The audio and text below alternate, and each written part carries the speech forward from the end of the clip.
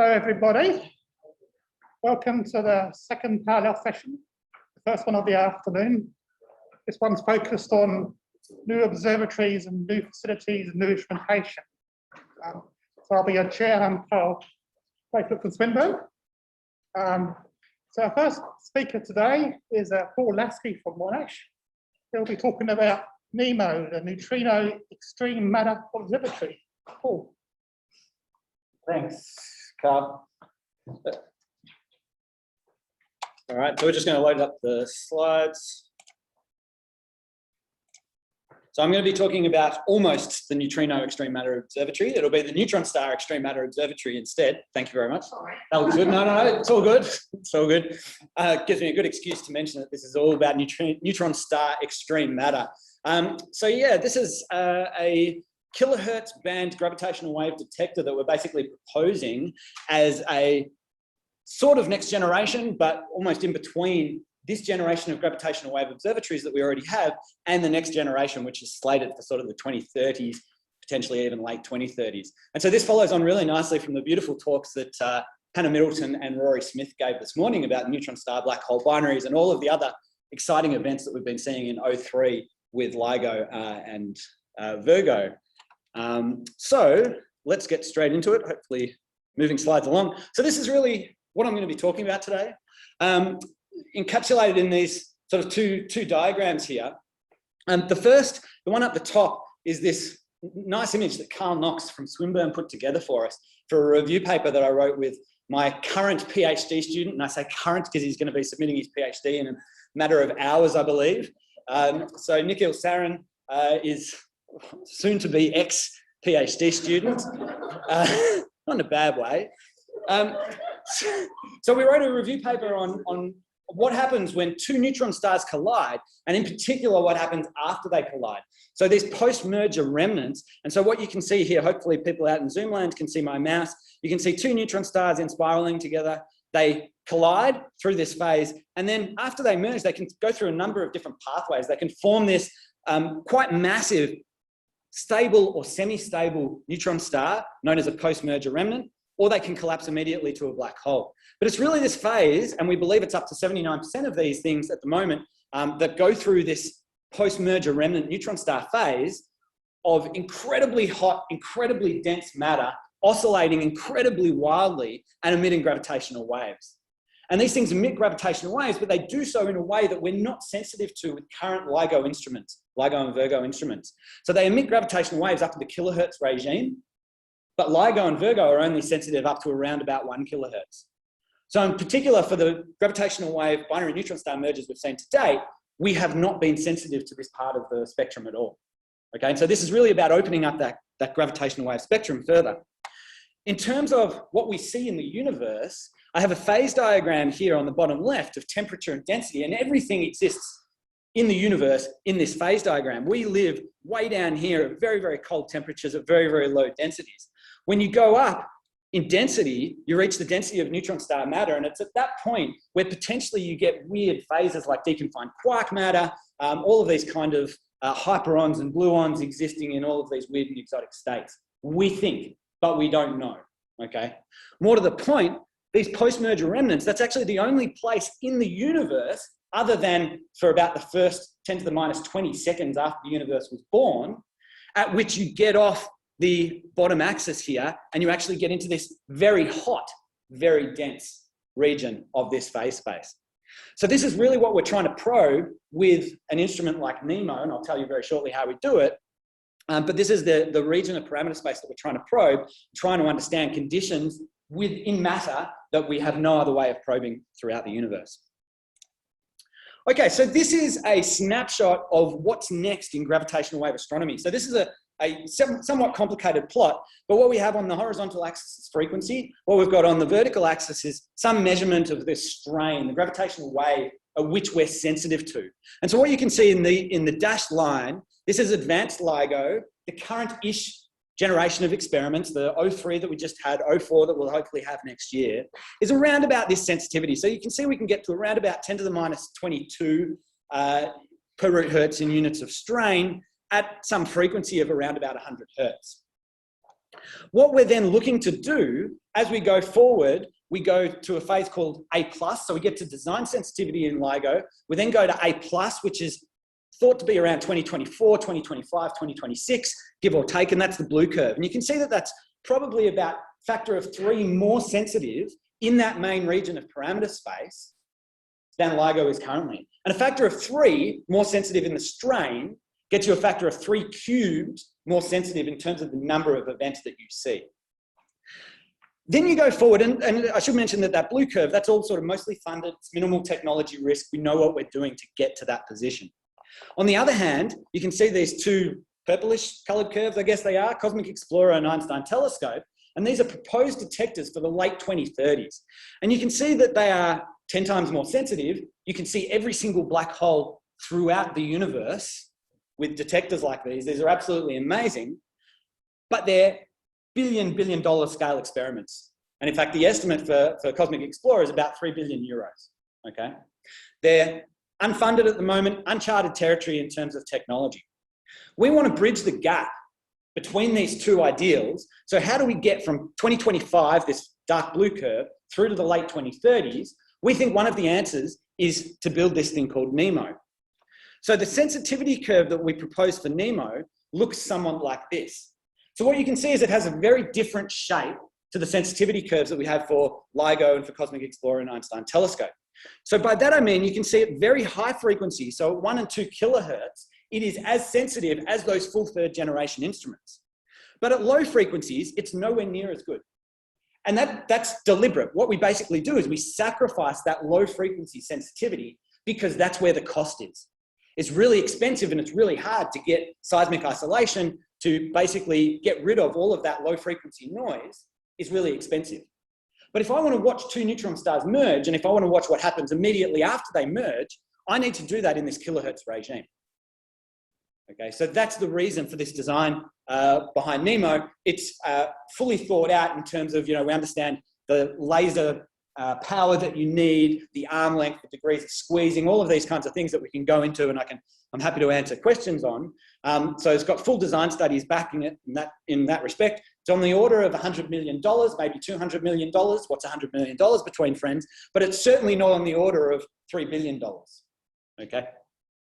And it has this dedicated science goal, while at the same time being a technology driver for these full 3rd generation instruments. So what does NEMO do? Let's get to the astrophysics. We're at an astrophysics conference. What does NEMO do? First thing it does is it measures this thing called tidal deformability. So when 2 neutron stars are spiraling in on one another, they deform because they're in the gravitational field of each other. And when they deform, you can actually measure the equation of state. You can measure how much they deform and measure really quantities that that are inferred from nuclear physics, okay? So that's what's shown on the bottom right diagram here. This is a mass radius diagram. We did this for the first time with GW 170817. This was the first binary neutron star merger that we observed. And really the only constraint that you got on neutron stars from that observation was that they're kind of less than about 14 kilometers in radius.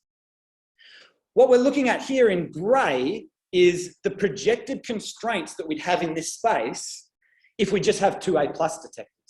On the other hand, in green, what we're showing is the projected constraints that you get if you get a NEMO detector as well. So you can see that you get about a factor of 2 better constraint on the equation of state from measurements like this.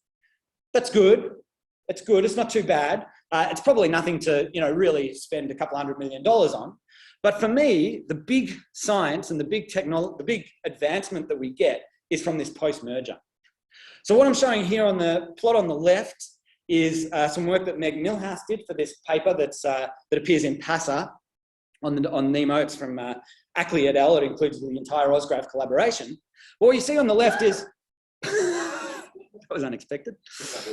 What you can see on the left is if the top plot, if I don't have a NEMO, then when a gravitational wave signal comes into my band, and this is a post-merger type signal, that black curve is what the gravitational wave signal would look like, but the red curve is how well we can recover that. And you can see it's good initially, but then it's really bad at late times. And that's actually the time where, that's not enough information to really be able to understand the nuclear equation of state, really understand the astrophysics and nuclear astrophysics that we're getting from these events. On the other hand, you can see a simulation on the bottom here. When we add NEMO into that network, all of a sudden, we can trace that signal, we can work out what that gravitational wave strain is doing, and we can really pick up things like frequency drift, the evolution of the frequency, and things along these lines that tell us about that fundamental nuclear astrophysics in the high temperature regime that we really want to know about.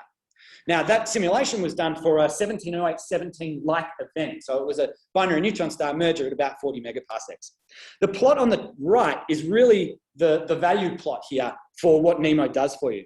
So you can see that, ignore the horizontal axis, this is just some measure of the equation of state, and this is sort of some marginalizing over different types of equation of state and really trying to quantify our uncertainty.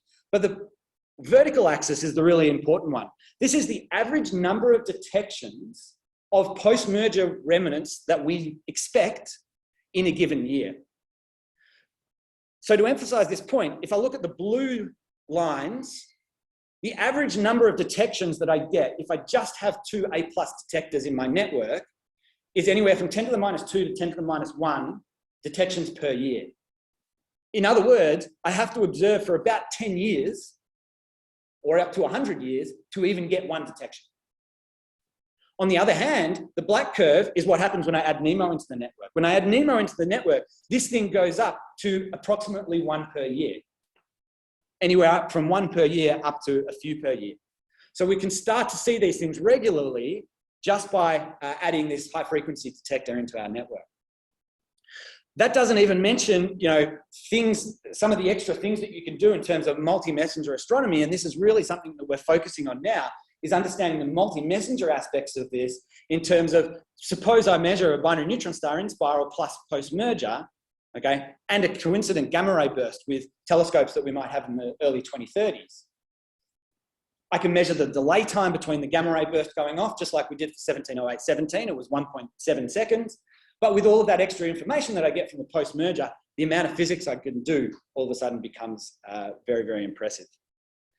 So that's talking about things like jet launching mechanisms, black hole formation, heavy element nucleosynthesis in terms of the kilonova, et cetera, et cetera, et cetera. Okay, and I've mentioned cosmology there, but I'll get back to that in a second if I have time. Another PhD student of mine, Paul Easter, who's going to soon be an ex-PhD student of mine as well. I'm losing them all. It's very careless. So he's going to submit in a couple of, or less than a couple of months now. So he just recently published this paper on actually using NEMO then to not just detect that post-merger remnant, the gravitational waves from the post-merger remnant, but actually determine when that thing collapses into a black hole. So that post-merger remnant, it's really rapidly rotating. And the reason it's not collapsing into a black hole is because of that rapid rotation and also because of the huge temperature gradients that we have that give it extra thermal support from collapsing. But absolutely, a majority of them will eventually collapse into a black hole, perhaps on a 10 millisecond timescale, perhaps 100 milliseconds, perhaps 100 seconds. They do collapse, most of them will collapse into black holes. And when that happens, tells you about all of that dynamics that's occurring inside the star, the way the magnetic field is winding up, causing the magnetic braking inside the star, things along those lines. So what we can show is that with an A+, with 2 A+ detectors, you've pretty much got no chance of being able to see this collapse time at all. But once you add a NEMO into the network, okay, so you've got 2 A+ and a NEMO, you'll be able to see this collapse time, depending on when it collapses, all of these kinds of things, depending on the equation of state. There's a lot of uncertainties here, but perhaps out to around about 30 megaparsecs, give or take.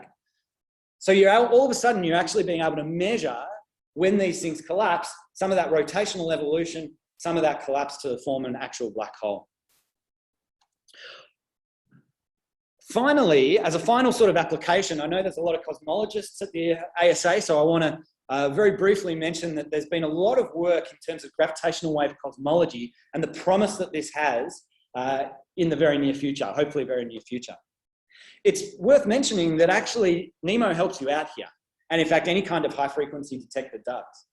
And the reason is what you can actually get is you can actually look at higher order modes in terms of which are actually excited preferentially at late times during the in-spiral. And when you look at these higher order modes in the gravitational waveform, they can actually help break a degeneracy that is one of our biggest problems in terms of doing gravitational wave cosmology.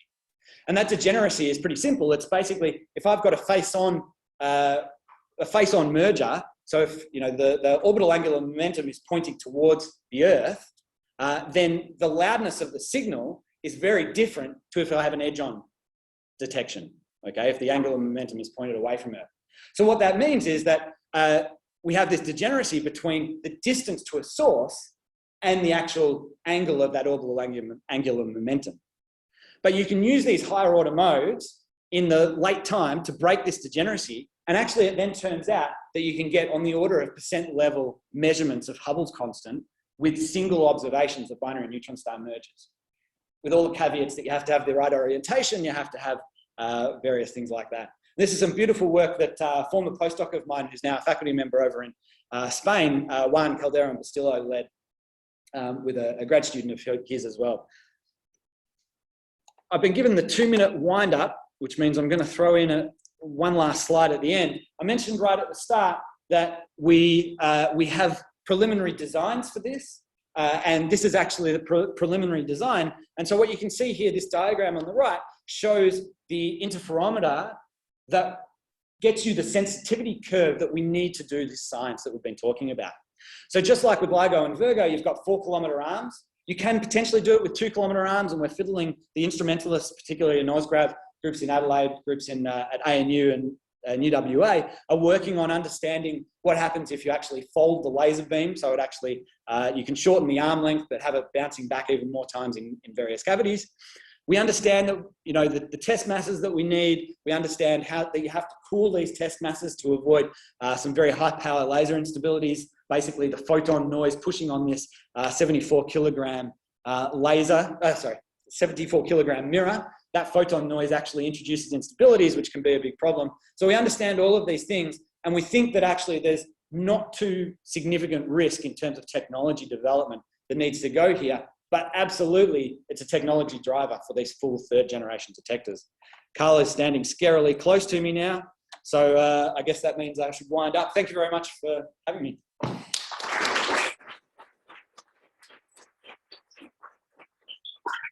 Thanks, Paul. I just stand next to you so I can, or you can pass the mic. Yep. There you go. We've got a couple of questions on the Slack. The first is a provocative one from Christian, which is, what is the biggest technical risk for NEMO? The Australian government. No, sorry. The biggest technical risk for NEMO, I think it is some of those high power instabilities that you introduce when you go to incredibly high laser power. So you introduce all forms of parametric instabilities and things like that. You can see actually, so this is a sensitivity curve that includes all of that modeling. And what you can see is actually there are these various resonances that occur in standard LIGO as well. And one thing that we're trying to understand at the moment as well is how much those move around and whether they affect any of your signal processing, your data analysis, all of those kinds of things, the astrophysics that you can do. At the moment, it looks like they don't. I think that's all right. So I would say that, you know, we're pretty close to understanding that we can mitigate that at a good enough level. The other thing is, I've just complete, the ANU guys might have the ANU guys are the ones that should answer this question, the Brams-Slagmolens of the world. The 7 dB of squeezing and having that as being stable is something that they're working on. They can get 9 dB of squeezing in the lab, I believe, but whether you can do that for prolonged periods of time in a real interferometer is another question. I think in LIGO at the moment, we get something like 3 dB, but people on Slack can correct me if I'm wrong there. Okay, I think we have time for one more question. Adam Batten.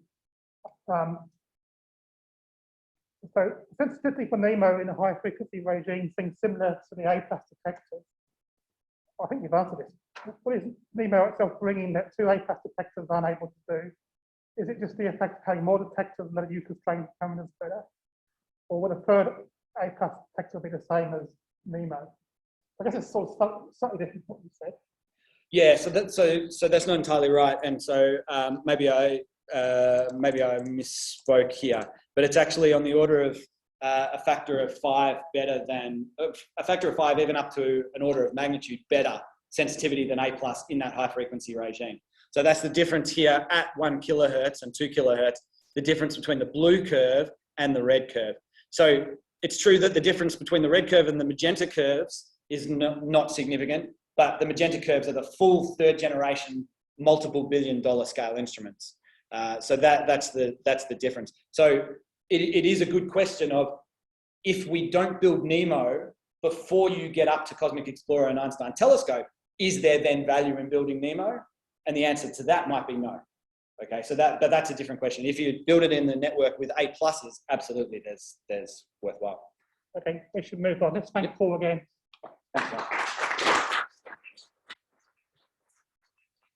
So George, are you there? Yes, can you hear me, Karl? Excellent. Well, Okay, want to share your screen? Or is it going? So George Hill is going to be talking to us about a low-frequency counterpart to the Australian long baseline array. Off you go, George. Okay, just 1 second. I'm just sharing the screen. Right. Is that coming through? Yep. Excellent. And you can obviously hear me okay? Yep. Wonderful. Okay, thanks a lot. Okay, well, I'd like to start by thanking the organizers for giving me a chance to tell you today about this ambitional concept that I'd like to talk about, which is extending the Australian long baseline array to low frequencies. The concept is something that I've been referring to with the tentative acronym LAMBDA, which is the Low Frequency Australian Megameter Baseline Demonstrator Array.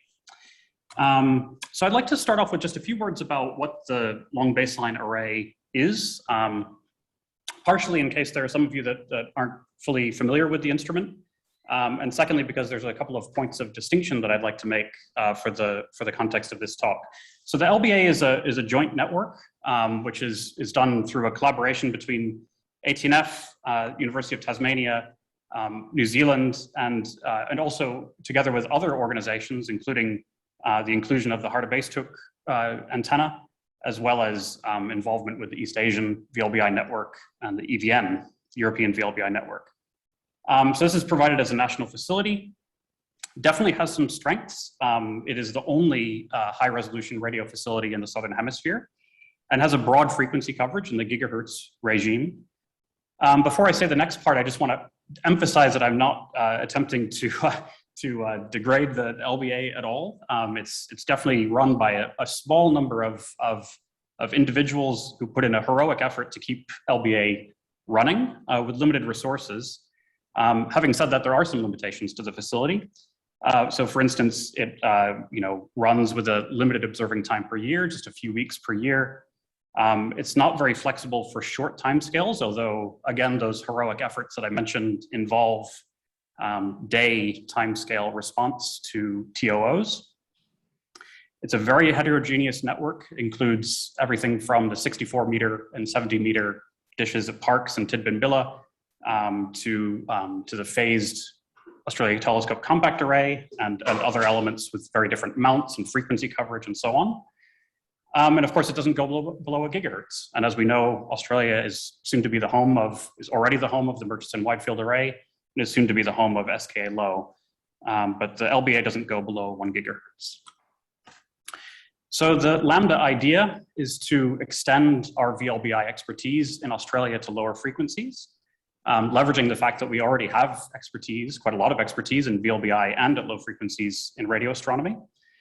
And to do so in a way which both enhances LBA science and also prepares the way for VLBI that will be done with SKA Low when it becomes operational. So I'd like to say a few words about the science case. I'll mention right off the bat that this list that I'll present you with is not complete. And I'll come back to ways in which you, the community, can help me to complete this science case. But I would like to categorize the science case in a few areas. First of all, what I would call bread and butter VLBI, in other words, topics which people are well familiar with in the VLBI community. But in this case, will help us to increase the capability of the LBA. Secondly, areas which are reflective of emerging science cases coming from SKA pathfinders and precursors. And really new capability which is not possible with the current LBA because of the need for flexible observing, responsive observing. So first, in the first category is a lot of work on AGM science. And one thing I wanted to emphasize here is that the low frequency VLBI network that I'm thinking of here would permit imaging of AGN at kiloparsec or better scales at all redshifts. Noting that the SK precursors MWA and ASTAP are both operational, and 2/3 of the sky at these sub-gigahertz frequencies is not, of the sky covered by MWA and ASCAP is not imageable at high resolution at this point.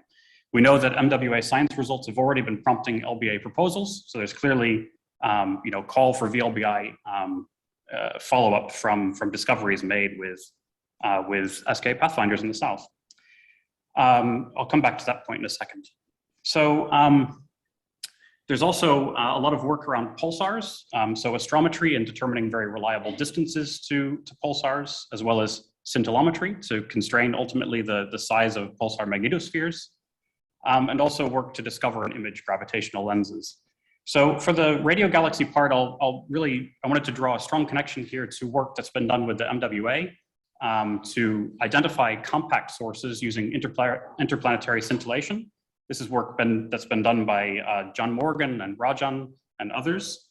The MWA, through the use of interplanetary scintillation, selects sources which are compact on scales of about 1/3 of an arcsecond. About 1/10 of MWA sources show this structure. And that reflects 3 different types of radio galaxies: compact steep spectrum sources, peak spectrum sources, and flat spectrum blazars. Now, there's an expectation that deeper samples will be available through the analysis of GLEAM-X, the phase 2 large area all sky survey with the MWA. But there's already been a very productive relationship between low frequency, long baseline interferometry with LOFAR and MWA interplanetary scintillation work, which demonstrates that 1,000-kilometer baselines at low frequencies observe exactly the same structures as are identified with the MWA using interplanetary scintillation.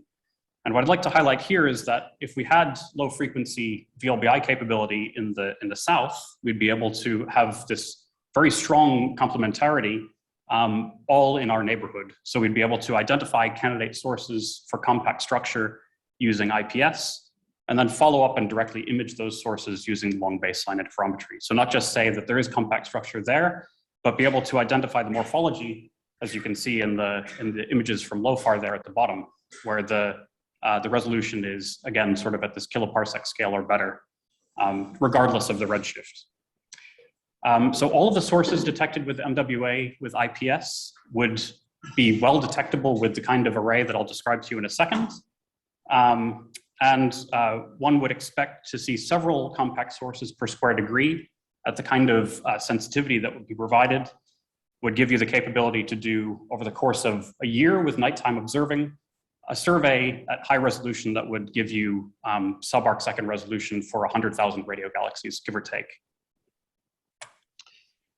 In terms of emerging science, I'll just highlight one, which is the capability to observe stellar systems in the nearby region in our own galaxy. So for instance, being able to resolve solar system, Sun-Jupiter distances out to 50 parsec or so, and really be able to distinguish between low frequency radio emission coming from stars versus planets in orbit around those stars. And in terms of responsive observing, I think one of the science areas that's been extremely influential and impactful here recently is FRB research. Obviously, I just point out that at these resolutions, you'd be able to observe at optical resolution the host galaxies of FRBs. If this was a responsive system, you'd be able to follow those targets up promptly, and one could also use the individual stations for such an array in single station mode to do pulsar monitoring and potentially SETI work as well. Okay, so there's, I think, a lot of material there in the science case. As I mentioned, there's probably other science topics which are not on that list, and I'd love to have your input on those. But the real motivation here is that even with SK low and SK1 low, will be limited to angular resolutions of a few arcseconds. Although SKLO will be able to participate in VLBI networks. And so if we have the groundwork for a low frequency VLBI network in Australia, then we've set the stage for being able to increase the capability of SK itself. We know that this kind of work is possible from LOFAR, and there's a lot of guidance that we can draw from the international community, both in VLBI generally and at low frequencies. We, of course, are in a unique geographic position, and the shape of the country is favorable as well because it has an east-west orientation, which is great for arrays. So what would it take to get started? In terms of making a minimally useful demonstrator array, I'm thinking in terms of phased array stations. So exactly the kind of concept that will be used for SKLO has been used successfully in other low frequency facilities. We would want to incorporate a flexible backend system to give us, short timescale responsivity for the station, a nice flexibility between bandwidth and pointing directions, multi-beaming, etc. We would only need a small number of stations to get started, as I'll argue. So if we use SK scale stations, a set of stations of just, minimally 4 for sure, but ideally 6 stations at established sites would give us a relatively cheap and relatively straightforward way to have a very capable imaging array with a small investment. We know from tests that have been done in preparation for the SKA here at Curtin at the MRO, using, for instance, the EDA and work with the AAVS, that scale of station is certainly sufficient here in terms of sensitivity to make the array calibratable and also to enable high sensitivity imaging as well. So basically what I'm saying is we just need a small number of SK scale stations spread across the country, ideally using existing infrastructure to minimize the startup costs and with an emphasis on flexibility and scalability towards the SK era. I'll just show you a couple of UV coverage plots. The aim here is just to indicate that, the existing sites for VLBI currently, as you would expect, give you very good UV coverage. An indicative scale to think of is approximately 100 milliarcseconds at 300 megahertz resolution for just a continental Australia array. Ultimately, heading towards SKA, one could think about spreading further across the country, making use of the high capability that we have for data transport within the country. That's clearly ambitional, but definitely gives us a backbone that we could work from to have a more flexible future array. And such an array would also be linkable into global VLBI as well, giving ultimately angular resolutions down to tens of milliarcsecond, sort of 10 milliarcsecond scale by combining with arrays in India and East Asia. Now, I just wanted to mention that in terms of what we're working on, we are testing a backend system in Narrabri. The idea here is to test a backend technology that's being developed at ATNF, which is called Blue Ring, which uses a lot of off-the-shelf technology. We'll do a first on-sky test of this system at Narrabri, hopefully next month, if the conditions in New South Wales should permit. But that would involve just a single MWA tile. Really, this is just a demonstrator of the backend technology with a quite modest ambition of just using the system to demonstrate that some pulsars can be detected. So not achieving long baseline fringes yet, but just aiming to make sure that the backend technology is fit for purpose, with a broad bandwidth observing for several hours over a test session, again in early August, pending. So that's the first step. And here's a picture of the board. This particular component is called the Razorback board, which is a component of the Blue Ring system.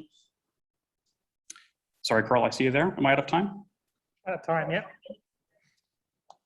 All good?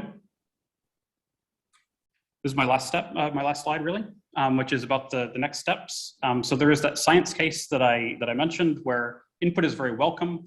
And I'll be organizing a one-day workshop in August where everybody will be invited to contribute, to provide input to the science case. And I'll be working on the system design as well. There's this test at Narrowbar that I mentioned. We'll also be holding a conference looking at SK-era VLBI that will be held in November, and a first announcement of that will be coming around very soon. And then ultimately looking at how we'll be operating VLBI when the SK is operational. And I think with that, I will take any questions. Thanks very much.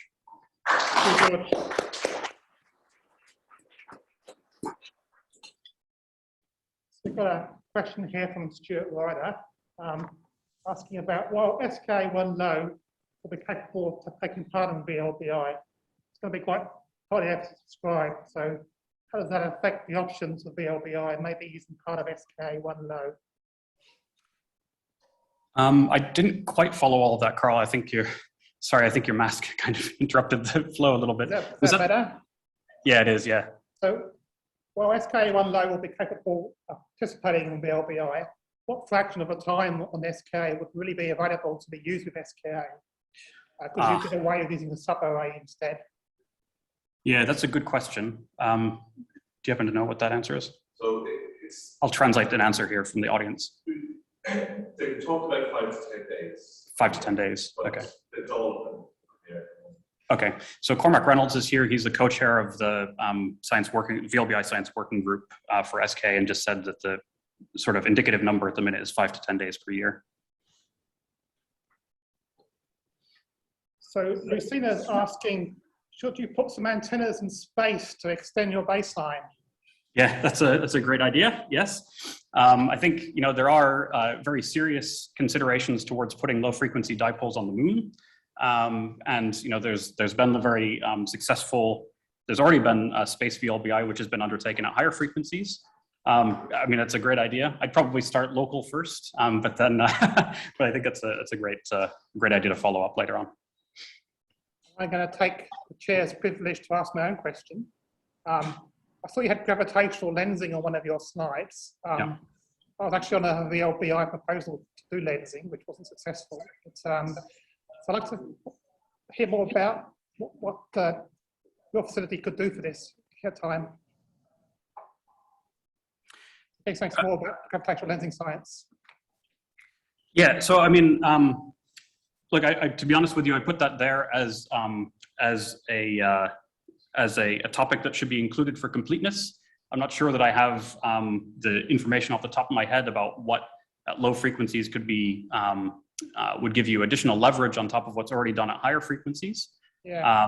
But I think it's a topic that really needs to be considered. In other words, what is the additional value that you would gain by having the low frequency information in combination with the really extraordinary images that are produced at gigahertz frequencies already?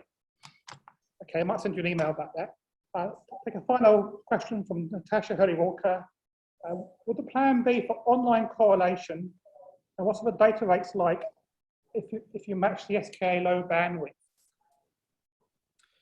Right. Okay. So in terms of the correlation, I think we would use certainly in the early days at least, we would reuse as much as possible the infrastructure for the existing LBA, which would mean doing offline correlation.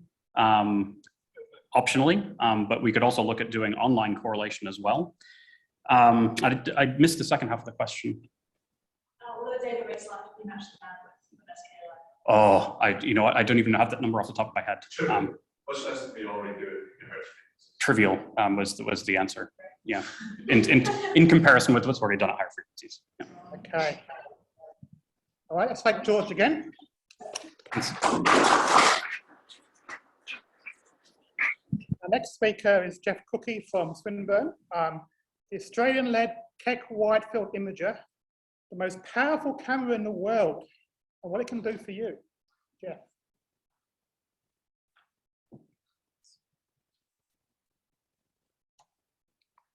Hello, everyone. Thank you for this. I'll be talking to you today about the Australian-led Keck wide field imager. And it's a project that's been in development for several years now. It's in partnership with Swinburne, which includes Factory of the Future, ADAX, which is Data and Computing Services, AAO, Macquarie, and then also Caltech and University of California and the Keck Observatory.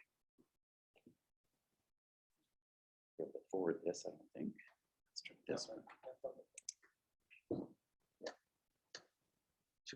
Yeah, it isn't. There we go. I'll just click on that. Okay, so the Keck wide field imager is the most powerful wide field UV optical camera on Earth and in space, and that's not an overstatement. I mean, that's actually, it will be the most powerful camera. And why should you care about this? And it's designed to be UV sensitive, but cover all of the optical regime, capitalize on the unique atmospheric transmission on Mauna Kea. It can do science that cannot be done anywhere else, including science on 30-meter telescopes. So this puts it well into the future decades. At these extreme depths, which I'll explain in a little bit, enables new science, enables gravitational wave, reionization, etc. science that can't be done anywhere else.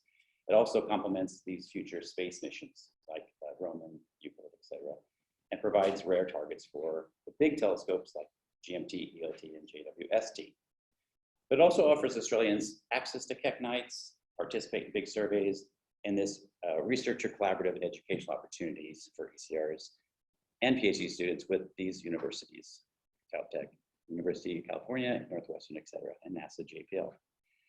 So this is an inside view of the Keck telescope, and up in the upper right there is the prime focus, and that's where the camera sits. So the light just hits the primary mirror and goes up to the camera. This is a CAD drawing of that instrument, give you a sense of it before I get to more. That kind of gold olive green color thing there is actually the first lens of the camera, and the camera sits there, and the rest of it is a cage which it sits within.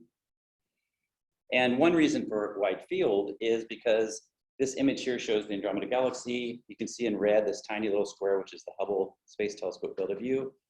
Outlined in yellow is the Roman Space Telescope, which will be launched in a few years. And you can see how there's a progression to wide field science in space. In addition to the Roman, there is the Euclid Space Telescope, which will be launched, I think, next year, 2022, which these are infrared telescopes, that do space telescopes. And down at the bottom there, you'll see that's a VLT Forest 2 footprint of what optical telescope on the ground that would follow it up. So these are wide fields of view.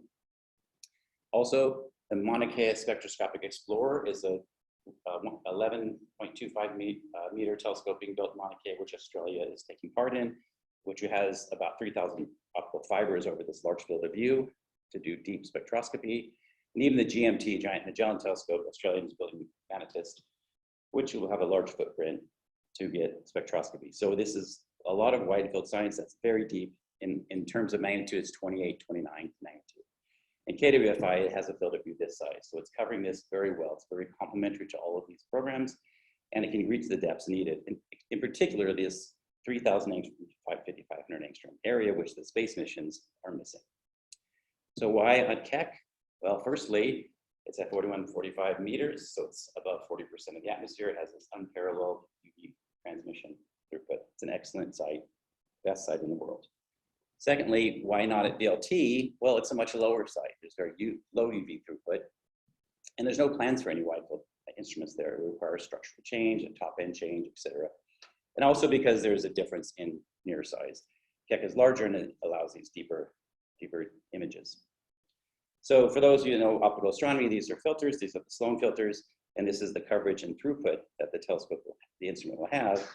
And these are just convolved with things like the atmosphere, which is that black line, solid black line, and the quantum efficiency of the CCDs, and the optics, which is the dotted line. But in the end, this is the amount of light that will come through in each of these wave pass bands, and it goes down to 3,000 angstroms. Now, the only other wide field instrument out there at the 8-meter class is the Subaru Hyper Supreme Cam, and this is its throughput and comparatively scaled. And so you can see that it's much less, so KWFI will get much deeper per second. But also importantly, Subaru doesn't have any U-band. They don't have U-band coverage. That's a whole new area, regime of science, and there's surprisingly a lot there that KWFI will cover. The only other telescope that is comparable is the Rubin Observatory, which will come online. And this is its scaled down accordingly throughput. It does have some U-band, but it's at a lower site again, which has lower U-band throughput. But importantly, with Rubin, you're not able to use the telescope for your science. You can't just go on and say, I want 3 nights to do my science. It's got this 10-year program doing the LSST. So KWFI is different in that context.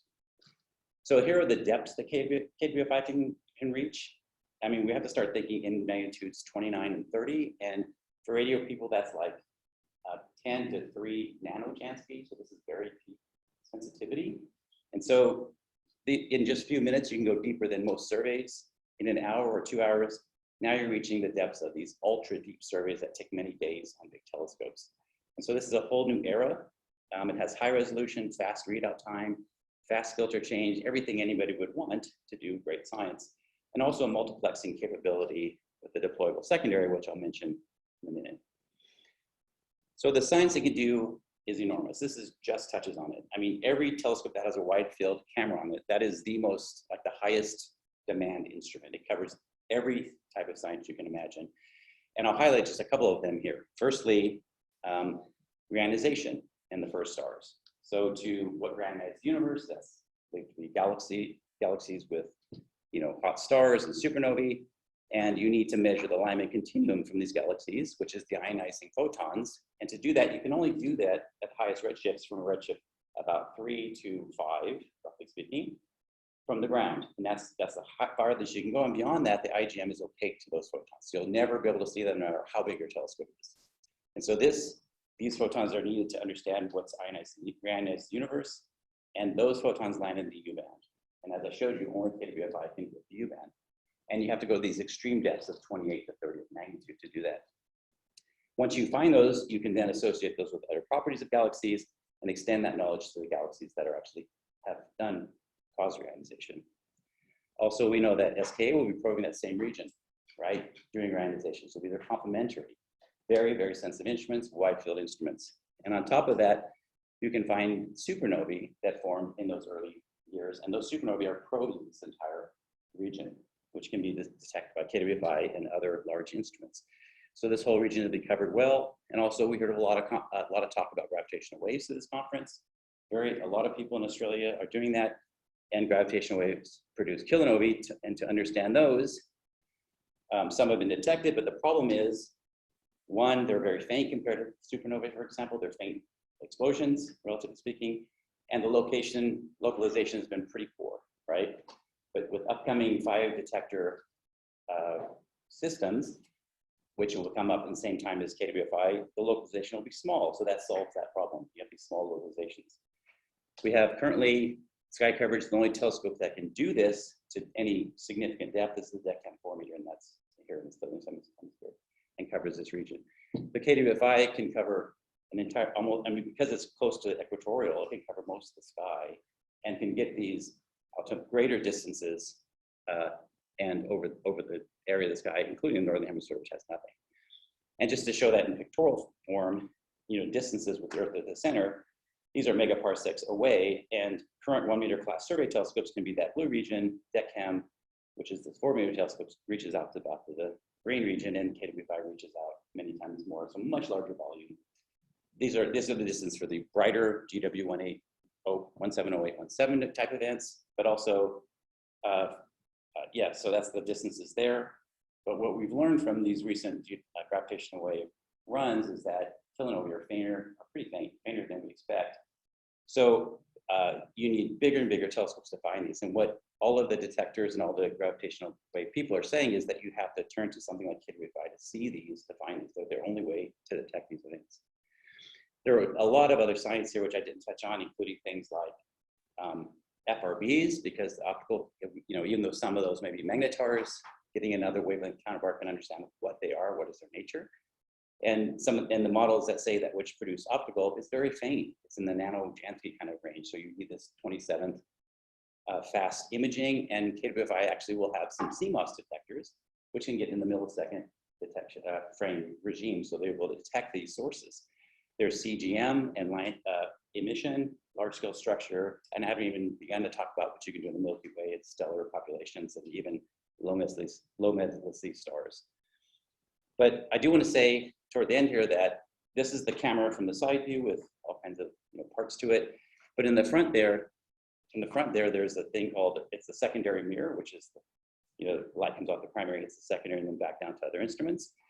Well, we're just developing a deployable secondary, which will shift up like this. That bar is just the track it can track on, so that's out of the way of the light. The light comes into the camera.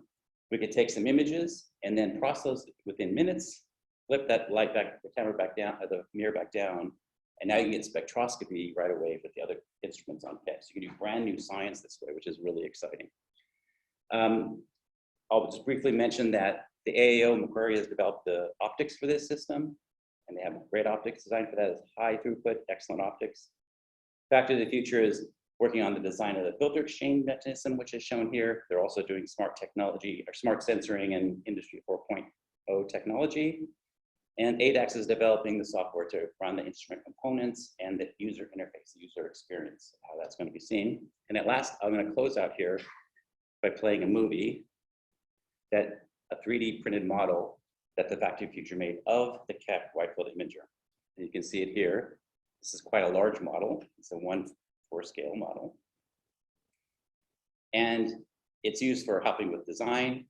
It's also used for exhibiting the instrument, and it's fully functional. As you can see, it moves and it shows the different components and gives you a sense of how this instrument will look. I'll let you watch it here, and then they've taken off the back to see inside, and you can see the filter exchange here. That's how the filters will be exchanged throughout, and the instrument from the back, and then it returns to the front. So this is at Swinburne. It's a gigantic model that you can have a look at, but also just is help for our design and development.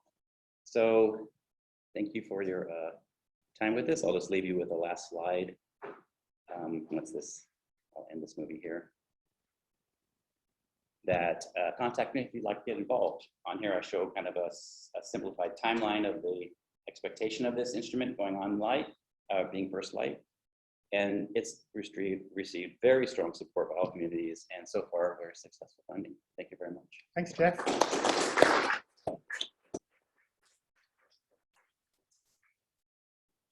So our first question is from Anshu Gupta. How does the science of KWFI compare with Blue Muse? Oh, well, Muse is a spectrograph, right? So it's going to be the, and so it'll go, well, first of all, it reaches deeper. And Blue Muse, I think, has a 1x1 arc minute field of view, is that right? And so, and this is obviously many, many times more than that. So it's different quite a way. One's an imager, one's an integral field spectrograph. However, I think what to keep in mind is that Muse is fantastic at finding not only faint galaxies, but also mission line galaxies. And those emission line galaxies you detect them because the mission line is so bright, but you really don't see their continua in necessarily. And so KWFI would be an instrument that could actually reach those depths to measure those continua and actually measure those galaxies in multiple pictures. So Femia wants to know how many nights will the Australian community get? That's a good question. I mean, currently it's tens is what is being discussed, maybe 20, 30, but there could be, it's a long process and that's unknown. But the thing is, those would be nights for science, but then what you have to consider is that there are many, I mean, you can be part of these large programs, right? You can be a part of these surveys or collaborate with projects on it. Yeah, I guess that's the short answer. Okay. So let's finish up with a couple of sort of basic questions. So Dean's asking about spatial resolution, and Stuart Ryder, does the filter mechanism block the beam? So resolution, it's 1.45, or sorry, 0.145 arc seconds per pixel. So it samples the good seeing at Keck, multiple pixels, so it's sampled well. It's actually really high resolution, and the filter doesn't block the beam. Is that what the question is? So that does it block the beam? The filter exchange mechanism. Well, with the filter in there, there's no block. It's just once you change filters, then they're moving around. That's going to block it. But that's when the shutter's closed. And so the readout time is like 15 seconds, and those filters change within that time. So you shut your camera, you read out, switch your filter. Yep. Okay. Let's all thank Jeff again.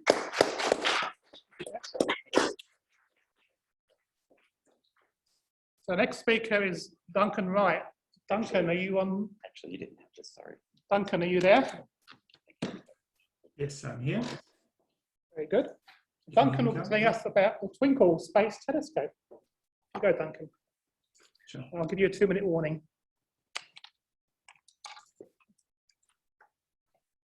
Okay, can you see the slides? Yeah. Excellent. Okay, I'm Dr. Duncan Wright from the University of Southern Queensland. Today I'm talking to you about the Twinkle Space Telescope.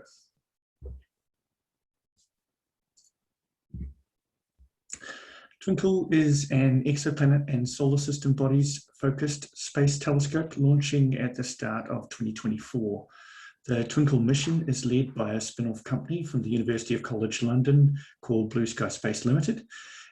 Twinkle has a 0.45 meter aperture and will obtain full coverage spectra from the optical at 500 nanometers through to the infrared at 4.5 micron. I'm talking about Twinkle today because I'm trying to find interested Australian collaborators to join with me to ask Astronomy Australia Limited, the AAL, to fund and negotiate a small program providing an Australian level membership to the Twinkle project. This will help to fulfill our desire for access to space-based optical and infrared data and is in line with the intent to engage with small to mid-scale international space telescope projects, which was made as a recommendation in the midterm review of the decadal plan. Okay, on with the show. What can Twinkle do for you? Let's cover the driving science cases, and first up is exoplanetary atmospheres. These are a key part of the future science of exoplanets in the coming few decades as we gain the capability to find and investigate smaller and smaller planets. Exoplanet atmospheres are usually observed during a transit of the exoplanet. During a transit of the planet between our line of sight to the star, as in the video here, although there's 2 planets in that particular video, a tiny fraction of the star's light goes through the atmosphere of the planet, just the little ring around the outer part of the planet, and is imprinted with the spectral features of the planet's atmosphere. And that can be recovered with high enough signal-to-noise spectroscopy. At the moment, we can discover Jupiter and Neptune-like exoplanets orbiting other stars quite easily, and some rocky planets orbiting around small stars like M-dwarfs, roughly 0.1 to 0.5 of the mass of the Sun. And right now from the ground, we can target using the largest optical telescopes, such as the VLT, which we can access through our ESO partnership. We're able to study the atmospheres of the big Jupiter-like planets in the optical region. That enables us to look for the existence of metals in the atmospheres like sodium, magnesium, potassium, and iron, etc., and to try and see if there's molecules, but only titanium oxide and vanadium oxide are easily investigated in the optical region.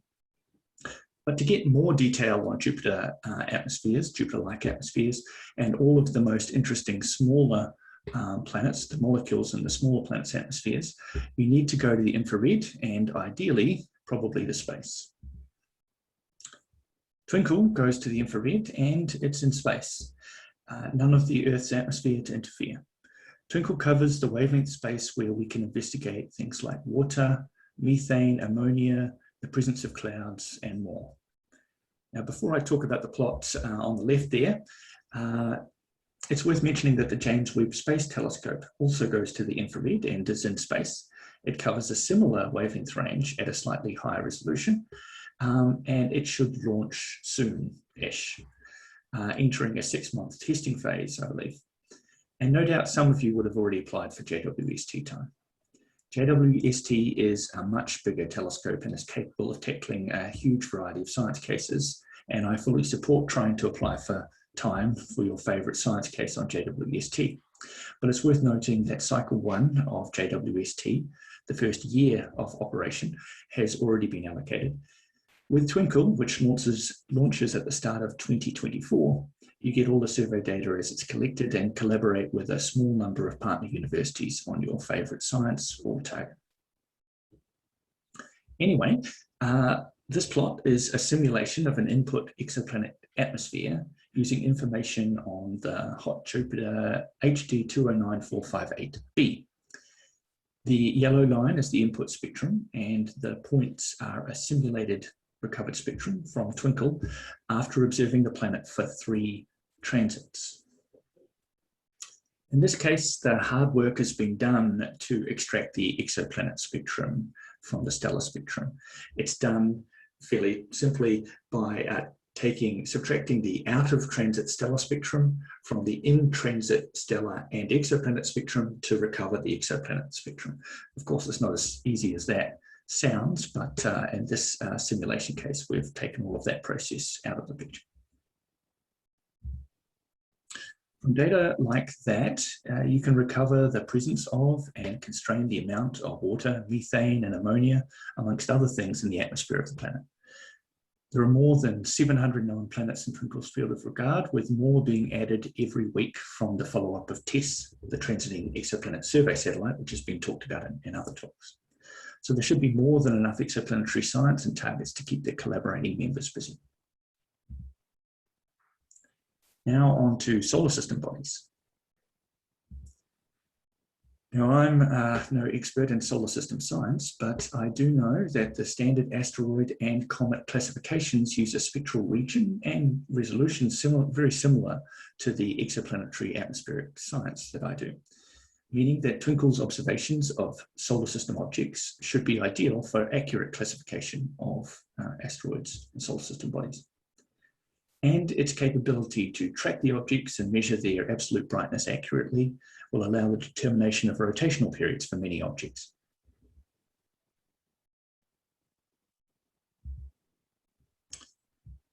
Here is a plot showing the visible magnitude limit of various targets getting a high signal to noise spectra for an indicative survey length of 2,800 hours spent on the asteroids and solar system bodies. You've got 1 year, 3 years, and 5 years over which that time is spread, and there's a number of different solar system objects, 2,000 solar system objects of various types, down to 15th magnitude. It's shown in this 3D plot here. That includes 1,000 hours on the brightness variations, 1,000 hours on main belt asteroids and their classification, and a few hundred hours on various asteroid families and planetesimals.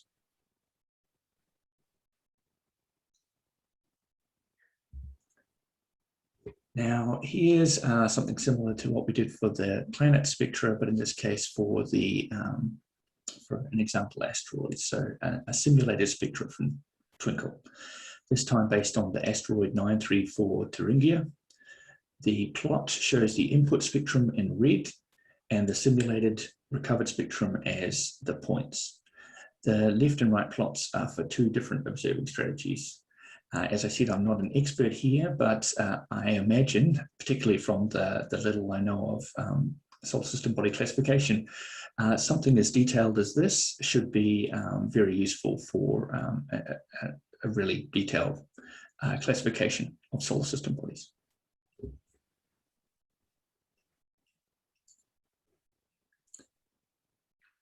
So I think that the science capabilities of Twinkle are ideal for Australian astronomers to continue to have reliable and significant impact in the exoplanetary and solar system sciences in the next 5 to 10 years. I think I mentioned the initial plan is to have a 3-year survey for Twinkle, possibly extended to 5.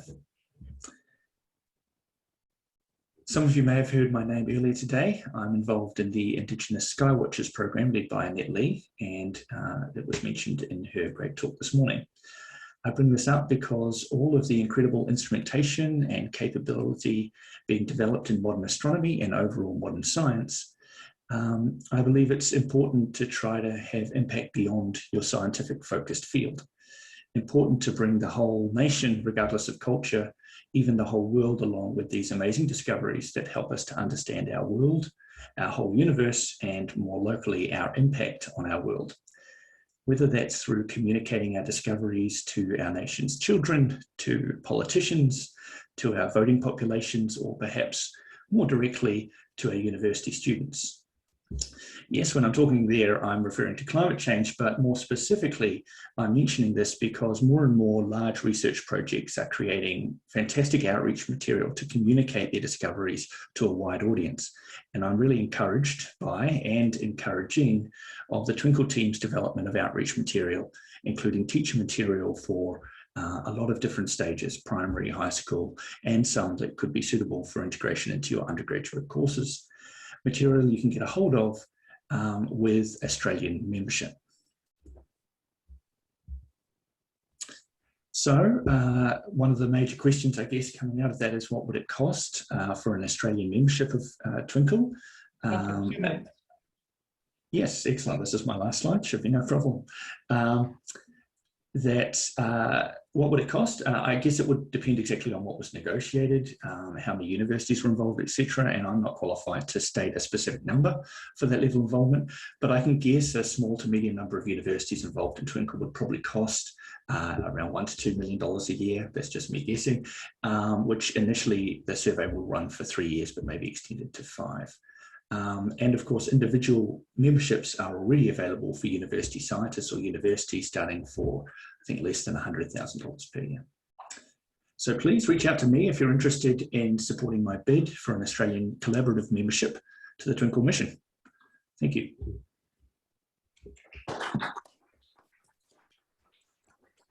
Duncan.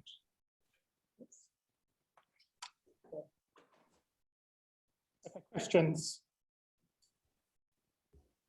July asks, are the teaching resources for Twinkle available to people outside the collaboration? I think I'm inside the collaboration. I'd probably have to discuss that with the collaboration members, and a lot of it's still being developed. There have been some things that have been tested and used in the UK. So I'd have to find out the answer to that question. I don't know it off the top of my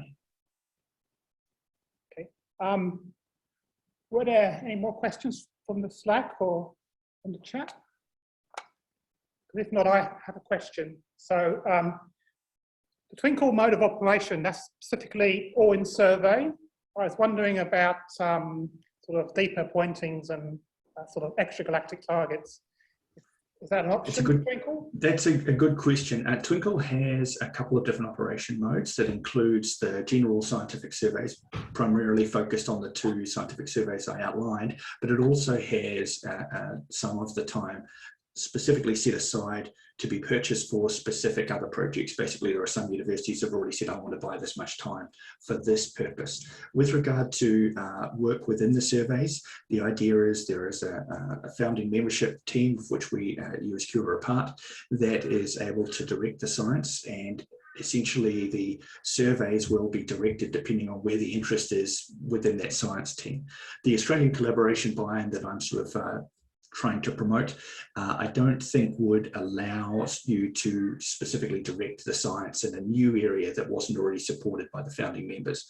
But exactly what the founding members are going to focus on is still being decided, because we've still got a bit of time before launch. Does that help, Karl? It maybe doesn't answer directly, but hopefully it helps. Thank you. Okay, we should move on. We have an announcement between now and the next talk because it's urgent. So so Melbourne is going to lockdown at midnight tonight. So we need to have now a show of hands for who still wants to go to the conference dinner tonight.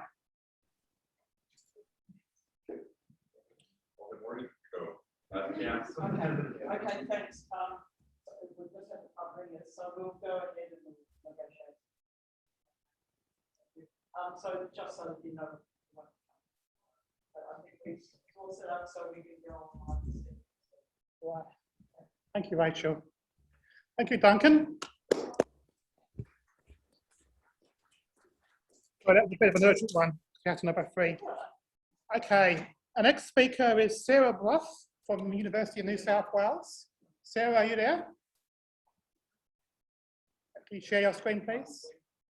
So Sarah will be telling us about an update on Australia's involvement in the Reuben Observatory, so formerly known as LSST. So thank you, Sarah. Thanks, everyone. And I'm really sorry to hear about Melbourne's lockdown. I hope by locking down faster, you'll be out quicker than Sydney is likely to be. An update on LSST. So this is the now named Legacy Survey for Space and Time as part of the Reuben Observatory. And I start with this picture of LSST taken of the telescope taken in April. And I include here the logo of AAL to really recognize the assistance and support that AAL offer in keeping our, maintaining and building our engagement with LSST. So let's go. What do optical observers need? I'm sure we all have our answers for this, but my preferred set is that we need statistics. We love having a wide area. Some of us would like lots of observations co-added, and some of us want lots of observations over a period of time. Those two things can luckily achieve the same goal. So fast observations. And many of us want depth as well. Otherwise, we won't see new objects. We'll just see the old things we've seen before. And while we're going to do that, it's really nice to have a really small point spread function on the sky so that we can really identify all of the tiny dots that we've imaged. So the Vera C. Rubin Observatory's legacy survey of space and time really does provide all of these things. So it's an 8.4 meter telescope being built on the Cerro Pachon Ridge in Chile. Given its site, it's got an expected PSF of 0.7 arc seconds for width half max. It has 6 optical bands from U to Y covering 320 to 1050 nanometers. It's planning for a 10-year survey, and if you'd asked me 2 months ago, I would have said 2023 to 2033, but there has been a small change in timeline based on the issues Chile are suffering due to COVID. I see LSST being very much on top of this, and construction is continuing. On the right-hand side, I show some images that were just taken in April, showing that the dome is now enclosed. Don't think it's quite watertight, but it's nearly there. And the telescope mount assembly has started. Many things are on the mountain and are ready to be installed. And so there's lots of work still underway, and progress is being made. So the 10-year survey, as Jeff mentioned earlier, LSST is going to start and it's going to keep going. There may be slight changes in the cadence as needed over that time, but basically it's just going to stare at the sky. There'll be no asking it to look for what you want. So 80 to 90% of that time is for the main survey, and 10 to 20% are for mini surveys, kind of specific science projects that have already been proposed, and for deep drilling fields. The precise timing of that split in time is being assessed by the Survey Cadence Optimization Committee, which I sit on, which is currently coming up with a redone baseline observing cadence, and that will kind of settle into place and be fully confirmed by the end of 2022, ready for observing to start the next year.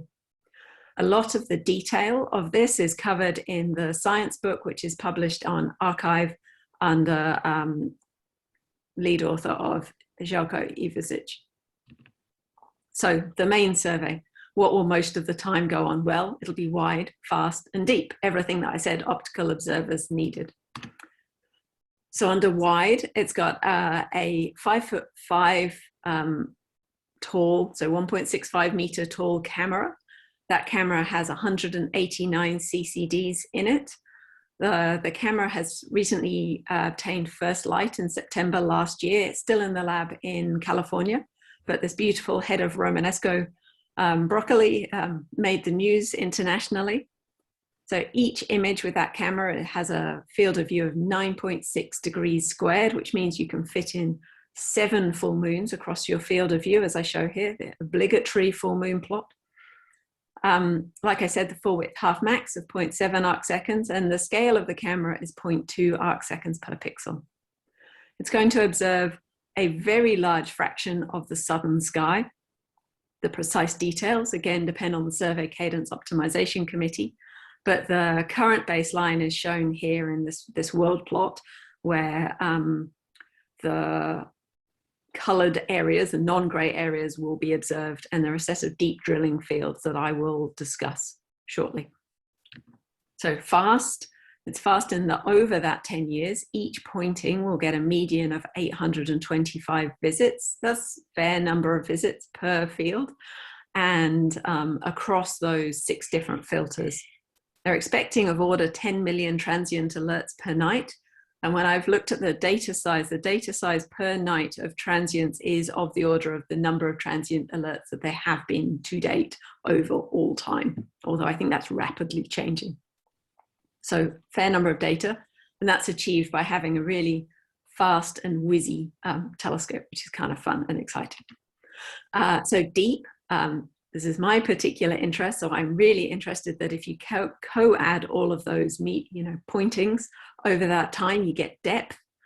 And I give here the 5 sigma point source limits and an estimation of the surface brightness limits over the bands that LSST will cover. I think the important thing for me is, so Sloan is kind of one of the best known all sky surveys in astronomy. And Sloan reached an R-band magnitude of 22.7.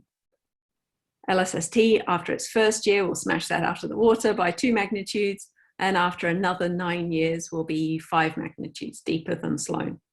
And its surface brightness limit is deeper, is of the order / slightly deeper than the Hypersa Primecam Ultra Deep survey. So it's a pretty impressive amount of data, and you can compare it in the colored line plot here with all of your favorite other surveys. Sloan is the kind of orange circles up here, DES in the kind of blue circles here, and then right at the bottom, the dashed line with the orange squares is LSST, showing it's deeper than those previous surveys.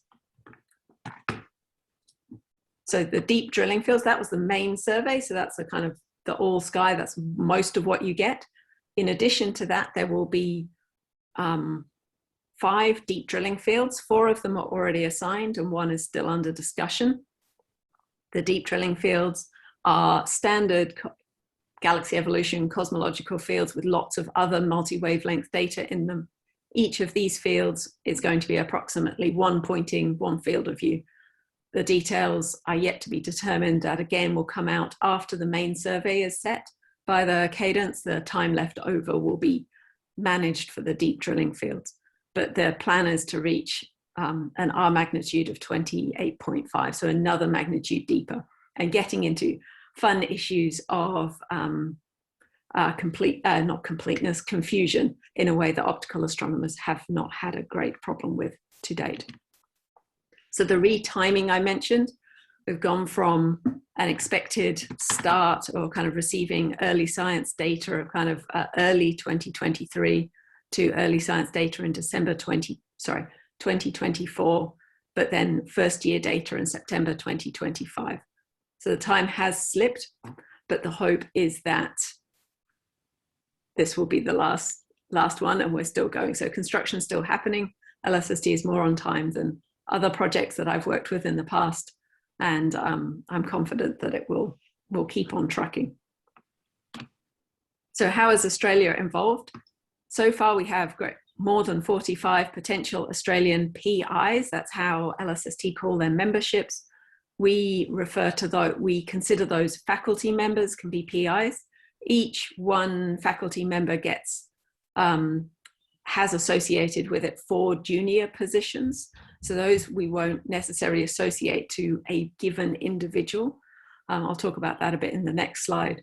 But access to LSST was recommended in the midterm review of the Decadal Plan of Australian Astronomy. Sorry, I'm being asked for more time on Minecraft, and if I don't provide that, the world will come to an end. No. Sarah, you've got 2 minutes left. Thank you. So our in-kind proposal for LSST membership was really led by AAL, so their help and efforts on this have been undeniable, has been approved by Rubin Observatory, which is fantastic, although we don't know the precise number of PIs that gives us just yet. But the offer we made to them was for software effort and a data access center and some more software effort. The items in red still require funding. We've submitted a leaf and we hope to hear positively by the end of this year. As more people get interested in LSST and express their interest, I'm working with AAL on how we should assign that PI ship in a fair and transparent fashion. And again, for the junior positions, of which there's another 180 available. And we will make an open call to the ASA when that's decided. If you're already named, you can join the Science Collaborations LSST and really get involved. And that's a really exciting part of a new project. There's a project and community workshop this August if you enjoy being up and around at 2 till 7 a.m. in the morning. It's my favorite time of day. If you have any questions, ask Stuart and myself, and I'm just going to leave it here with a question for you and some of the work that my team have been doing in preparation for LSST. Thank you very much.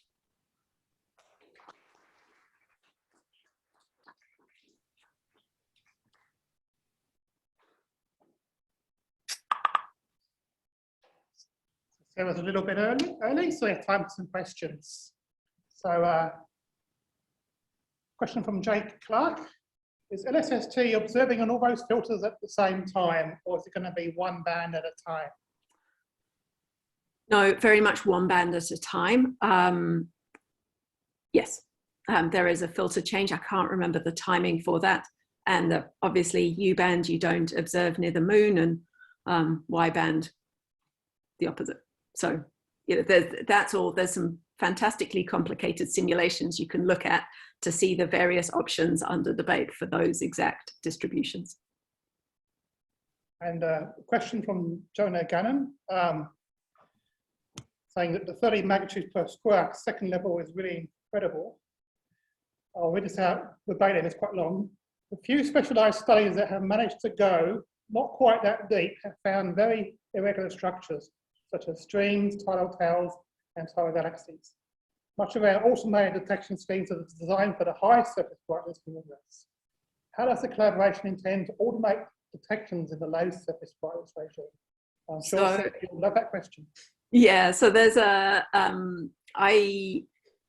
data management team who are dealing with the data reduction. I chair the low surface brightness working group within LSST, and we are actively engaged in conversation with DM on a weekly basis on how to make sure that the data reduction works for our science and doesn't subtract it all, and to make sure that our science group, that we are ready to extract the data that we want. That falls slightly on the science side, but we've got several projects in train, we call them challenges, where we're kind of preparing for making sure that we're ready to get going as soon as the data are ready.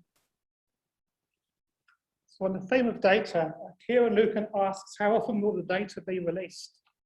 The alerts are available. So the transient alerts are available within, I think, 10 seconds or something, 1 minute of the target being identified.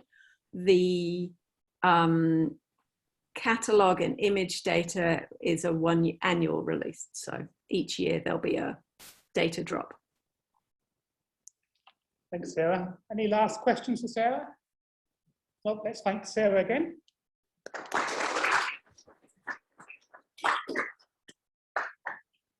So our next speaker is Richard McDermid. Are you there, Richard? So Richard will be telling us about MAVIS, the MCAO-assisted visible imager and spectrograph for the VLT.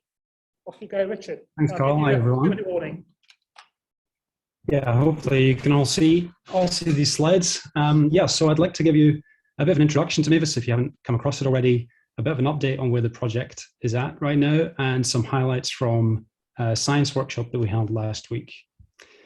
So if we go back 4 years, almost to the day, then the ink was drying on a new agreement between Australia and ESO to start a 10-year partnership, which would give Australia access to Lasky Paranal facilities as part of ESO. And in addition to allowing us to access telescope time, of course, an important part of this agreement is the other things that it brings. And one of those is the opportunity to lead instrumentation projects for those facilities. And around the same time, the Adaptive Optics facility, which is one of the 8-meter telescopes at Paranal, one of those, the Adaptive Optics facility, was being commissioned and demonstrating that it could actually deliver adaptive optics performance at shorter wavelengths than what has traditionally been done before. And that AOF represents a huge investment by the ESO community. It brings 4 laser guide stars to the telescope and a new deformable secondary mirror. And so actually the adaptive optics is integrated into the entire telescope system. So it's extremely powerful, very complex, but the good news is that it's actually working. And people will be most familiar with the system working with MUSE, both in the wide field mode with the ground layer AO correction, and in the recently commissioned narrow field mode, giving close to diffraction limited performance. And so I'll talk a little bit more about that, but it's this powerful new system that MAVIS wants to take full advantage of, because these current instruments are not making the most of what that AOF can actually deliver. So in 2018, the MAVIS consortium was selected for a phase A study. We wrapped that up last year very successfully, and were approved to go forwards with a phase B, and that signature was obtained at the beginning of June this year, so quite recently. And that really marks the start of the final design and build of MAVIS. It's actually going to happen. So why is MAVIS so important? When we cast our mind forward towards the end of this decade and think about the systems that are the facilities that are going to be online, we see them here outlined with their timelines. Of course, the x-axis here is prone to move around a little bit for all of these systems, but we can be relatively confident that we're going to have at least some of these systems online before the end of the current decade. But for optical high-resolution imaging and spectroscopy, it's a little uncertain. In fact, HST is not in the best condition at the moment, unfortunately, and this diagram may be coming true in that we have a bit of a gap opening up in the optical capabilities, and that is really where MAVIS will slot in. And I'll just say that, you know, these kinds of projects have a long time scale. MAVIS has had good support from the Astro 3D current Centre of Excellence, and it's forming an important part of a proposed next round Centre of Excellence, Astro HD, with the HD standing for high definition. And MAVIS is basically high definition by definition. So another way of looking at this is thinking about the capabilities that those other facilities are going to bring in the near future. And when we do that, there's a push to higher sensitivity and higher angular resolution, but both of these things are happening towards the infrared regime. And where MAVIS fits in is really covering the gap in capabilities at the optical. So delivering high sensitivity as shown on the left at high angular resolution as shown on the right. And so that's really the need for MAVIS. It's going to be quite critical actually to have this in place in time for these other facilities. So reasons to try to go to the visible domain with adaptive optics. It's not a region that's been traditionally probed by adaptive optics. That's largely because we haven't had things like the Adaptive Optics Facility telescope to work with. Now we do, and now it's time to push into this regime. And of course, it opens up a very information-rich wavelength regime. There are other advantages about low sky background, detectors being easier to handle and cheaper, larger format, and so on. And it also brings great synergy with what you can do on the ELT. So we give here the example of HST complementing the infrared view from the ground, in this case with Gemini and GEMS. What we look towards with MAVIS is to deliver comparable spatial resolution in the optical to complement the infrared picture coming from, for example, ELT Mikado. And it's really that complementarity is a really important aspect of why we want to build MAVIS. I mentioned earlier that the AOF is performing very well. This is some press release data from the commissioning of the MUSE narrow field mode, which is trying to deliver this close to diffraction limit in the optical. And we're just seeing here the wide field mode of MUSE and a blow up of the central regions, and then the step to the narrow field mode on the right of the same field. So very high angular resolution. And that comparison with HST, and more recent work here by Chris Usher and collaborators, we actually are delivering close to it, if not better, spatial resolution than HST in the same wavelength range. And so that's really promising that MAVIS is going to work. MUSE is working with one deformable mirror, MAVIS will work with 3. Okay, so it's being built by a consortium of institutions. In Australia, the effort is being led by the ANU and backed up by AO Macquarie as part of the new Australis instrument consortium in Australia. So we're roughly 50% partners. ENAF is the other major partner in the consortium, and with LAM being involved at sort of the 10% level. And these are the various work packages that are distributed around the consortium. So this is MAVIS kind of in a nutshell. On the right, you can see the focal plane. So you have the patrol field not to scale, the large circle there. We'll have a 2 arc-minute patrol field to pick up natural guide stars. You still need natural guide star sources to do adaptive optics, even though you have lasers. And then you have the imaging field, the green square, and then we have the IFU field is the insert here, which has 2 spatial scales. That gives us access to a larger field at coarser resolution, which can take advantage of the extended source capabilities are more well suited to a more coarse sampling. So this is kind of how the science instruments will fold into the overall AO system. We have a well advanced design for the full system. It doesn't actually spin around like that in this animation. You're just kind of looking around the instrument here on the Naismith platform of UT4. So we have the optical design is quite complicated. There's a lot going on with the light. It has to get peeled off. We have to pick off the laser light, of course, for those wavefront sensors. We have to pick off the 3 natural guide star light for that aspect of the correction. And then what's left gets passed to the science instruments at the back end. The imager is actually integrated into the optics of the system. So the AO system will basically deliver the imaging optics. And so it's basically a filter wheel with a detector. And we're feeding an infograph, which is, as I said, has these 2 spatial scales. And we'll split the field into 2 arms in order to actually deliver the full field of view. I think we're all familiar with image slicers, but it's kind of taking a leaf out of the Book of Muse here in terms of delivering high image quality and throughput. So we've gone to a lot of trouble in defining what the spectrograph capabilities will be. Here I'm showing a resolution versus wavelength diagram, and on the right you can see the kind of corresponding velocity scales that you're sensitive to. We have 4 spectral modes for the IFU, and each of these is associated with particular science capabilities, from broad wavelength coverage for ISM studies, high spectral resolution in order to get line profile shapes in the ISM, deliver high radial velocity kinematics in crowded fields like the centers of globular clusters, and then pushing out to the red to do higher redshift galaxies, Lyman alpha sources at the edge of reionization. So it's a very flexible and capable spectrograph. Here we see the sensitivity that we're predicting. So we heard earlier about pushing to 30 in the optical in sort of 10 hours, 20 hours. MAVIS will do that in 1 hour. And so we'll really be delivering, that's the benefit that comes from having that very sharp PSF when you're close to the diffraction limit of the 8-meter telescope. It really delivers your point source sensitivity. So we have a high sensitivity in the imager, and then the spectrograph various modes are shown here. I show Muse narrow field mode here for reference. Keep in mind that the narrow field mode will be half the spectral resolution.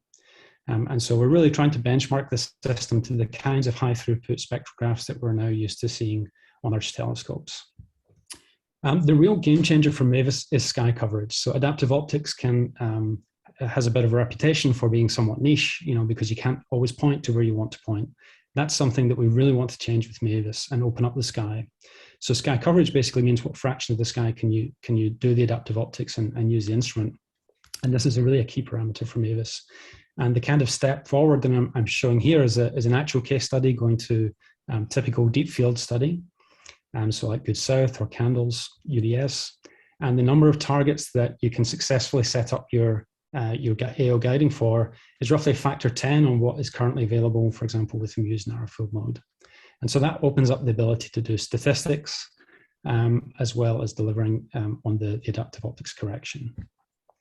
Okay, so we recently held a science workshop online last week, actually. So with the current COVID situation, everything's going online. It's actually opened up a number of new opportunities, I think, for involvement of people. It's much easier to be involved now in these kinds of meetings. And so we held this over 4 days, just using the 3-hour overlap window between 2 minutes, Richard. Thanks, East Coast Australia and Europe. And it was a mix of live talks, pre-recorded talks, and discussions. All of the talks and sessions are available online, and I give you the website here. I'll stick that in the Slack channel as well. I show the obligatory conference photo here. And so the way we structured this workshop was around the phase A science case, which I point you to there, but it's really to refresh the science case.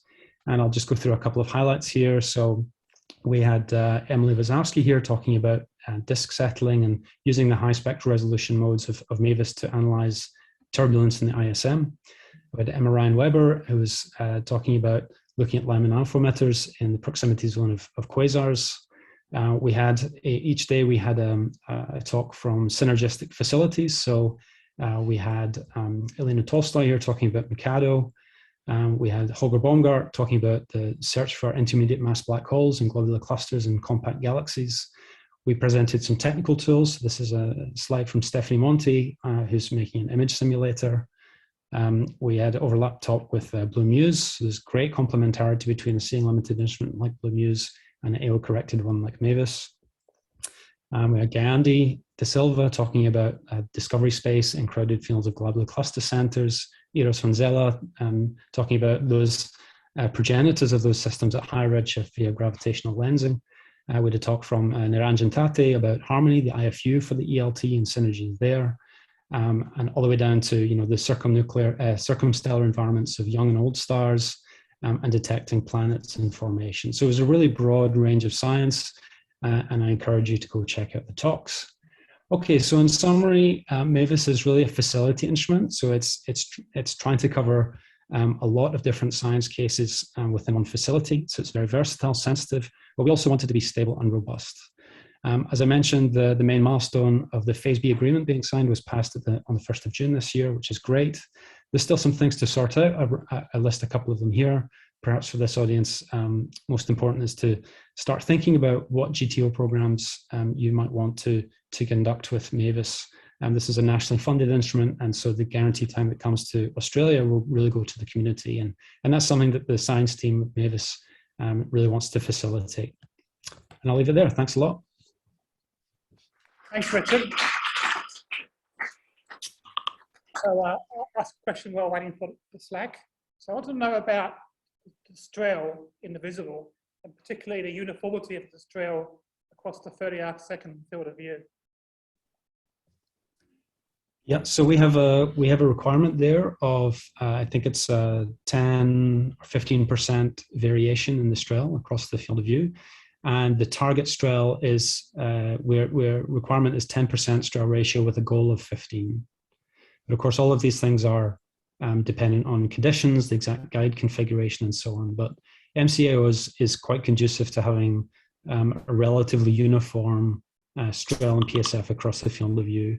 And certainly for the IFU, which is a much smaller portion of that field, and the PSF will be essentially constant. So the goal is 15% strail. Correct. Which doesn't sound like a lot coming from the infrared, but for the optical, it's very challenging. That's good to me. Samir asks, will MAVIS guiding be able to be done on bright nuclei of galaxies as well? Yeah, well, we certainly intend that to be the case. The wavefront sensing on the natural guide star will be comparable to current systems in sense of coping with extended sources. But, the beauty of MAVIS is that you actually don't need to guide on axis. So having the reference stars within that 2 arc minute diameter field is adequate to get the performance that we're talking about here. And so that actually opens up, for galaxy nuclei in particular, you don't have to guide on the nucleus of the system, provided you have some sources in the vicinity. Okay, so there's a comment from Matthew Collis, not really a question. He's saying about how extraordinarily powerful MAVIS will be, and that ANU is contributing €1.5 million to the cost. Very generous of ANU. And Australia has a great opportunity to gain guaranteed time for our favourite science. So I think we'll get like 200 nights. Is that right, Richard? So we'll get at least 150. And thanks to funding, for example, that Matthew mentioned, we have a leaf in at the moment as well to help top up the budget. Every new dollar that we bring to the table brings additional guaranteed time. So, yeah. Mark Dewey asks, can you do imaging and IFU at the same time? Mm-hmm. Very good question. So in the current design, that is not prohibited. It's not a requirement. It's not a required mode, but the way that we have designed things with the pickoff at the moment can allow that. So if there's a science case for that, Mark, or anyone else, please let us know. Okay, there's no more questions I see. Can you say a bit more about the funding for the spectrograph component? I understand that's not quite in the budget yet. Right, so basically, ESO requested a spectrographic capability, and we had a fairly extensive interaction with the science community in Australia and the consortium and beyond. And there's just a very compelling case to put forward for an integral field spectrograph. The design we have makes the most of the image quality, which is the thing that Maeve has worked so hard to deliver. And actually, you know, the physical optics for the spectrograph are not particularly large or demanding or expensive. So it's relatively low cost, but the AO system itself is very technically challenging and expensive. And so, yeah, the budget envelope provided by ESO isn't adequate for the instrument that they and their community actually would like. But we're optimistic. We're looking for new partners at the moment. As I said, we have a LEAF funding, which, like Sarah, you know, we're hoping for an optimistic outcome by the end of the year. And you've come to the table with additional funding, and that obviously demonstrates the value perceived for that aspect of the instrument. So overall, we're very optimistic, and yeah, we see it as an enormously valuable part of the instrument, and everybody else, all the review committees and so on, did as well. And so we're optimistic to find that funding shortfall. Okay, we better stop there. Let's thank Richard again. Thanks. So before we wrap up, I'd like to thank all the speakers again, and just say personally, I've been very impressed at the level of innovation and technology in all these new projects the Australian community have been leading. So I'm very impressed, and thank you all the speakers.